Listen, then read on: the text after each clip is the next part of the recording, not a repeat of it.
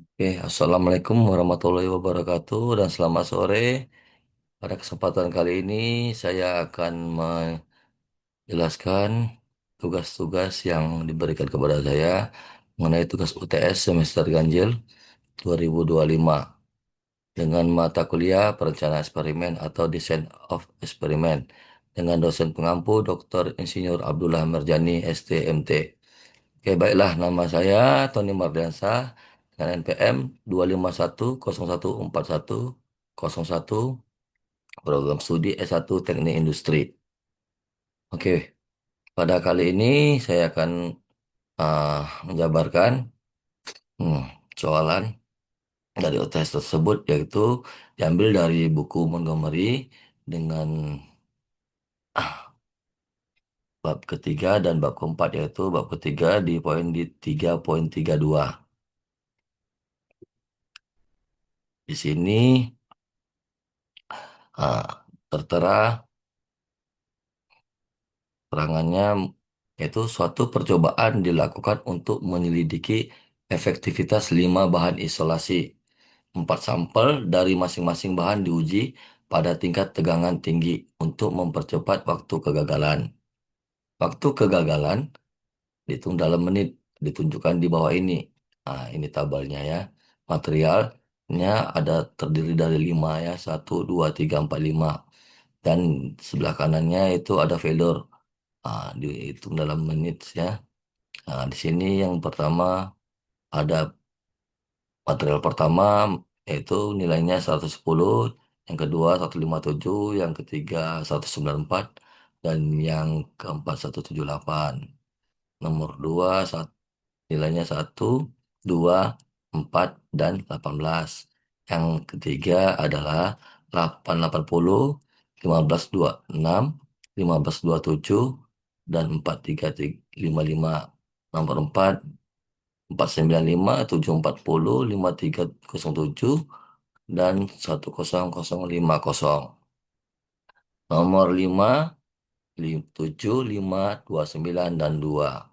Di sini mat- dari tabel berikut ini kita jabarkan kembali di uh, pak- di Excel ya. Kita jabarkan di Excel. Kita lakukan seperti ini. Kita buat 2 kolom. Kolom pertama terdiri dari material, kolom kedua terdiri dari failure. Ya, setiap material di sini kolomnya terdiri dari 5 material yang diuji ya. Jadi setiap material yang kita lakukan 4 kali pengujian ya. Nomor 1 ada 4 kali, nomor 2 ini yang sebelahnya tadi. Oke. Hmm. Setelah ini kita jabarkan di Excel, sekarang kita coba buka menggunakan Minitab ya. Coba menggunakan Minitab. Seperti ini langkah-langkahnya. Oke, ini datanya tadi udah kita isi. Kita pindahkan data yang dari Excel tadi. Ini sih, ini datanya 1 sampai 20 karena ada 5 material. 5 material dan setiap material kita lakukan 4 kali pengujian. Di 5 kali 4 adalah 20. Dan berikut sebelah kanan ini C2 itu nilainya ya.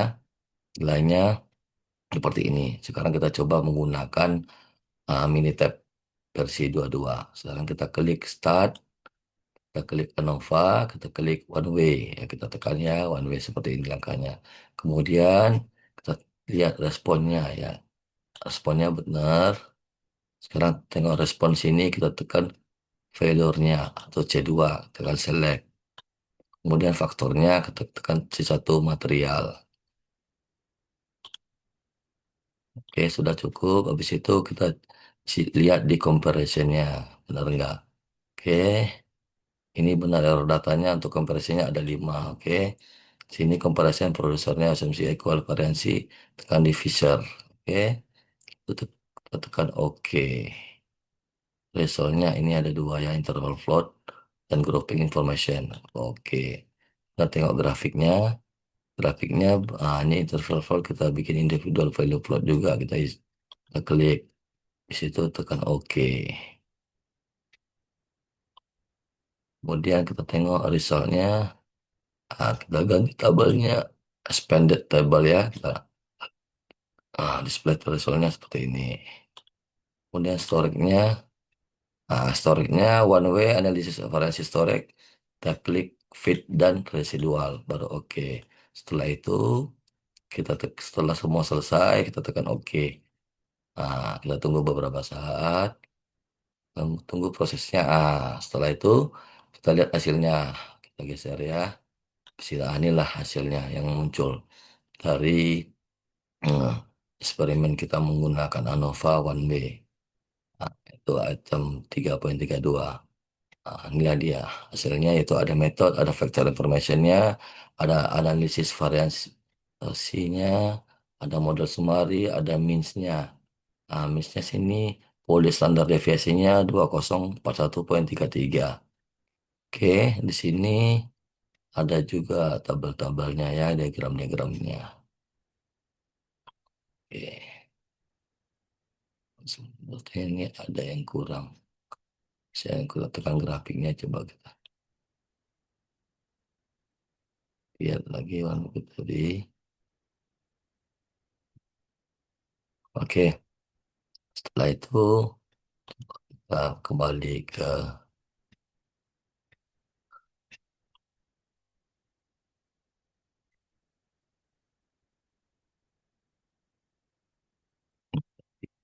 share.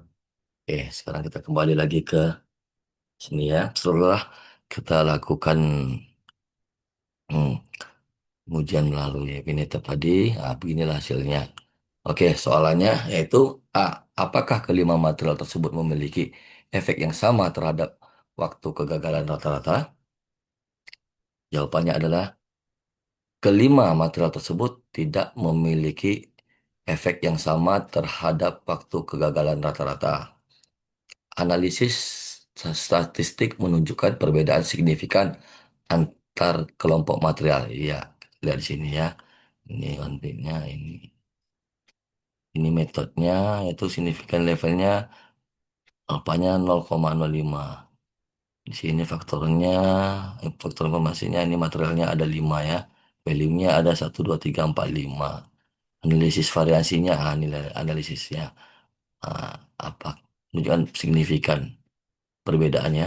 Ini perbedaannya. Materialnya ada 4. Ini frekuensinya, distribusi frekuensinya ada 4 ini. Ah, ini kontribusinya 62,28%.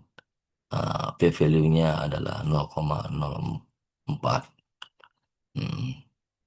Jadi errornya ada 15. Jadi total keseluruhan adalah materialnya 4, errornya 15, jadi total adalah 19. Ya, jadi kalau kita total presentasinya materialnya ada 62,28 dan errornya ada 37,72%. Jadi total keseluruhan ada 100%. Berarti errornya sebesar 37,72. Berikutnya ini modal sumarinya. Misalnya ada 95% dari ini. Oke. Oke, yang soalan B, gambarkan residual terhadap respon yang diprediksi. Buatlah plot probabilitas normal dari residual tersebut. Informasi apa yang disampaikan oleh plot-plot ini? Residual tersebar acak dan simetris. Ini dia. Nah, jawaban adalah residual ini nih acak kan? Acak. Jadi ada di bawah garis nol, ada di atas garis nol, ya kan? Maka model regresi layak digunakan. Ini makanya ini hasilnya layak kita gunakan untuk memprediksi waktu kegagalan. Ini waktu kegagalannya nih makin besar seperti ke arah kanan sini. Ini 10.000 ini. Nih. Model regresi menunjukkan distribusi residual yang hampir normal. Namun terdapat beberapa layer yang perlu diperhatikan. Oke, ini yang normal floatnya ya kita lihat. Normal probability plotnya seperti ini ya. Ini garisnya, garis merah ini. Referensinya, ah, ini persentasenya, ini persennya. Sementara ini residualnya. Hmm. Oke, berikutnya soalan C. Berdasarkan jawaban bagian B tadi, Kita melakukan analisis lain terhadap data waktu kegagalan dan buat kesimpulan yang tepat. Oke, dari hasil diagram yang B tadi, berdasarkan float variabel residual terhadap failure, kita bisa melakukan analisis lanjutan untuk menilai kualitas model regresi yang digunakan dan memahami karakteristik data waktu kegagalan. Berikut adalah analisisnya. Pola residual. Jika residual tersebar secara acak di sekitar garis nol tanpa pola yang jelas, ini menunjukkan bahwa model regresi cukup baik dalam menangkap hubungan antara variabel prediktor dan failure. Jika terdapat pola melengkung, tren naik turun, atau bentuk sistematis, ini mengindikasikan bahwa model tidak menangkap non-linearitas atau ada variabel penting yang belum dimasukkan. Jika residual tersebar acak dan simetris, maka model regresi layak digunakan untuk memprediksi waktu kegagalan. Nah, itu yang menggunakan ah, itu keterangan dari residual terhadap failure ya, yang tabel pertama atau grafik pertama. Yang ini yang grafik kedua tadi itu berdasarkan normal probability plot yang kamu tampilkan. Kita bisa melakukan analisis tambahan terhadap distribusi residual dari model regresi yang digunakan untuk memprediksi waktu kegagalan. Ini penting untuk menilai apakah asumsi normalitas residual terpenuhi, yang berpengaruh langsung pada validitas uji statistik dan keandalan prediksi model. Oke, berikutnya pola distribusi.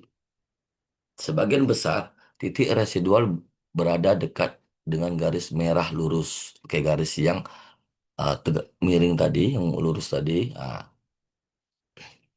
Sebagian besar titik-titiknya dekat dengan garis tersebut, yang menunjukkan bahwa residual mengikuti distribusi normal secara umum. Namun, terdapat penyimpangan di ujung kiri dan kanan outlier yang menunjukkan adanya residual ekstrim, baik terlalu kecil maupun terlalu besar dibandingkan prediksi model.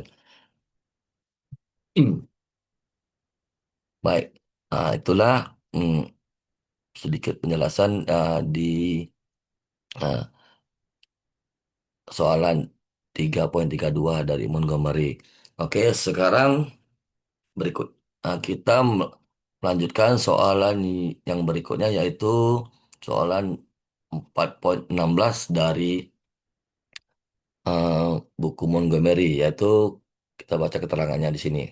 Sebuah artikel di Communication of the SM, ACM, volume 30, nomor 5, 1987, mempelajari berbagai algoritma untuk memperkirakan biaya pengembangan perangkat lunak. 6 algoritma diterapkan pada beberapa proyek pengembang perangkat lunak yang berbeda, dan persentase kesalahan dalam memperkirakan biaya pengembangan diamati. Beberapa data dari eksperimen ini ditunjukkan pada tabel di bawah ini. Ya, inilah tabel yang dari soalan 4.16 yang kita kutip dari buku Montgomery ya. Algoritma terlampir di sini ada 6 algoritma ya. Ada satu Slim, ada dua Kokomo A yang ketiga ada Kokomo R, yang keempat ada Kokomo C, yang kelima function points, yang keenam estimal. Projectnya di sini ada 6 ya, 1, 2, 3, 4, 5, 6 dengan nilai-nilainya di bawah ini. Oke, berikut di bawah ini. Ini nilai-nilainya. Ada 12/4, 21, 82, 221, 905, 839. Itu algoritma untuk yang nomor satu yang slim. Begitu juga berikutnya. Bisa dilihat di tabel berikut. Setelah tabel ini kita cermati, kita baca, kemudian kita pisahkan ah, di kolom Excel. Kita klik dari Microsoft Excel ya. Kita lampirkan seperti ini. Kita jabarkan. Ini sebenarnya bersambung ini di sini. Yang algoritma pertama tuh ada 6 kan, ada 6. Ini yang pertama, kolom pertama ada algoritma. Yang nomor satu ada Slim ada 6. Yang kolom kedua ada project. Ada nomor ada 6 ke project, 1, 2, 3, 4, 5, 6. Dan yang terakhir ada cost-nya. Ini nilai cost-nya tadi. Dan nah, begitu juga seterusnya. Nomor 2 juga ada 6. Ini nilai cost-nya juga ada. Sebelah kanan ini nomor 3 juga ada 6. Ini projectnya ada 6. Dan nilai cost-nya di sebelah kanan ini ada 6 juga. Nomor 4, nomor 5, nomor 6 begitu juga seterusnya. Oke, setelah ini kita copy, kita coba menggunakan dia Minitab ya. Kita jabarkan coba ke Minitab, ke Minitab. Bentar ya, kita buka dulu ke Minitab. Coba mana dia?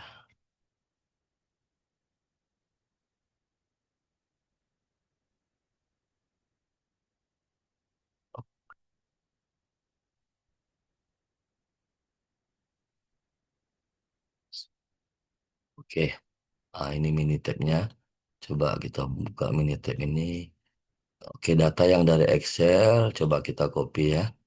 4.16. Oke, ini dia datanya yang sudah kita pisahkan tadi. Ini data aslinya. Ini kita pisahkan. Terus kemudian kita copy data yang sudah kita jabarkan, kita pisahkan. Ah, Setelah kita copy, kita masukkan ke dalam Minitab ya. Oke, ini hasil. Seperti ini dia. Oke. Pada ah, soalan 4.16 ini, kita coba menggunakan ANOVA dengan dua arah atau two way ya. Oke, langkah-langkahnya mungkin seperti ini. Kita tekan start, kita tekan ANOVA, kita menggunakan general linear model, baru te- ditekan di fit general linear model. Oke, begitu dapat seperti ini tabelnya, baru kita klik di respon. Respon ini kita isi dengan nilai C3 atau cost. Baru tekan select. Terus yang kedua faktor. Faktor kita tekan C1 dulu algoritma. Ah, Baru kita tekan lagi yang kedua, tekan C2 project, tekan select. Oke, seperti ini. Setelah dapat, baru kita cek modalnya. Modalnya seperti apa? Oke, seperti ini. Ada algoritma, ada project. Interaction stroke ordernya ada dua. Ya, benarnya ada dua. Oke, kita lihat ke bawah. Dalam modelnya ada algoritma dan project. Sekarang kita klik bersamaan, kita add ya di sini. Setelah kita add, kita tekan OK. Nah, model sudah kita lakukan. Sekarang kita lihat di option coba. Optionnya oke ini confidence levelnya intervalnya 95. Oke. Kita oke. Sekarang kita nengok di storage-nya. Storage-nya tekan fit residual. Kan dua ini baru oke. Setelah itu tengok di resortnya kita coba. Oke, kita tengok sim expanded table ya. Expanded table tekan oke. Sekarang tengok grafiknya. Grafiknya tengok regular. Kita isi semua coba. Ah, Oke, tekan oke. Setelah kita isi, sekarang kita oke kan, baru kita tunggu beberapa saat. Hasilnya seperti inilah hasilnya. Makanya muncul hasilnya seperti ini. Jadi general linear model cost versus algoritma. Seperti ini metode faktor information analysis variasi model summary koefisiennya seperti ini. Oke, setelah dapat, sekarang kita kembali ke PowerPoint. Kembali ke poin tadi. Mana?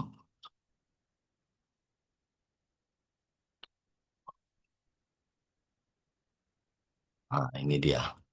Tadi setelah kita lakukan ANOVA dengan dua arah. Sekarang kita screenshot hasilnya seperti ini di bawah. Oke, baik. Kita bacakan apa soalan A dari uh, pendataan 416 ini ya. Apakah algoritmanya berbeda dalam akurasi estimasi biaya rata-rata? Jawabannya adalah algoritma-algoritma tersebut menunjukkan perbedaan signifikan dalam akurasi estimasi biaya rata-ratanya. Beberapa algoritma menghasilkan error yang jauh lebih kecil dibandingkan yang lain. Oke, seperti ini. Ini sudah kita screenshot. Ini metodenya, ini faktor informasinya, ya kan? Habis itu metodenya faktornya -1, 0, dan +1. Faktor informasinya algoritmanya fix, tipenya projectnya fix, tipenya. Levelnya ada 6 algoritmanya, level projectnya ada 6. Ada value-nya, ada slim, ada kokomo A, kokomo R, ada kokomo C, function point, dan estimal. Kalau untuk projectnya ada value-nya ada 6, 1, 2, 3, 4, 5, 6. Analisisnya seperti ini ya. P-value-nya tidak ada. Semua model sumarinya ini. Oke, yang berikutnya yang B. Analisis lah residual dari percobaan ini. Hasil perbandingan akurasi estimasi biaya rata-rata. Analisis dilakukan dengan menghitung dua metrik utama untuk setiap algoritma. Rata-rata error absolut, selisih mutlak antara estimasi dan rata-rata aktual biaya proyek. Rata-rata error persentase. Persentase kesalahan terhadap biaya aktual. Oke, berikut ringkasannya. Ringkasan dari 4.16 ini ya. Algoritmanya yang slim. Rata-rata error absolutnya tinggi. Tinggi ya. Rata-rata error persentasenya sangat tinggi karena outlier-nya besar. Kokomo A, rata-rata error absolutnya sedang. Rata-rata error persentasenya relatif stabil. Kokomo R, rata-rata error absolutnya rendah. Ak- Rata-rata error persentasenya akurat dan konsisten. Kokomo C adalah rendah, mirip dengan Kokomo R. Ya, Kokomo R sama Kokomo C ini mirip ya, sama ya. Function point tinggi, tidak akurat, termasuk nilai negatifnya. Estimal juga tinggi, tidak tidak stabil, nilai negatif juga. Hmm. Algoritma paling akurat adalah Kokomo R dan Kokomo C, memiliki error rata-rata paling rendah dan distribusi estimasi yang stabil. Algoritma paling tidak akurat yaitu function point dan estimal. Karena kenapa? Karena menunjukkan estimasi yang tidak konsisten bahkan negatif. Sedangkan yang slim memiliki estimasi yang sangat tinggi dan bervariasi sehingga kurang cocok untuk estimasi rata-rata kecuali proyeknya sangat besar. Oke, soalan yang ketiga yaitu algoritma mana yang Anda rekomendasikan untuk digunakan dalam praktek? Oke, yang tadi saya merekomendasikan algoritmanya adalah Kokomo C dan Kokomo R untuk digunakan dalam praktek karena keduanya memberikan estimasi biaya yang stabil, realistis, dan konsisten antar proyek. Kokomo R dan Kokomo C cocok untuk proyek dengan kompleksitas menengah hingga tinggi karena memberikan estimasi yang konsisten antar proyek, tidak menghasilkan nilai ekstrim atau negatif, mudah diimplementasikan dan didukung oleh literatur akademik. Oke, mungkin sekian yang dapat saya jelaskan. Nah, soalan dari 3.32 dan 4.16 yang dari buku Montgomery. Berikut juga dengan penggunaan mini tabnya yaitu menggunakan dengan one way atau satu arah dan juga menggunakan ANOVA two way atau dua arah. Mungkin sekian dari saya ucapkan terima kasih. Assalamualaikum warahmatullahi wabarakatuh.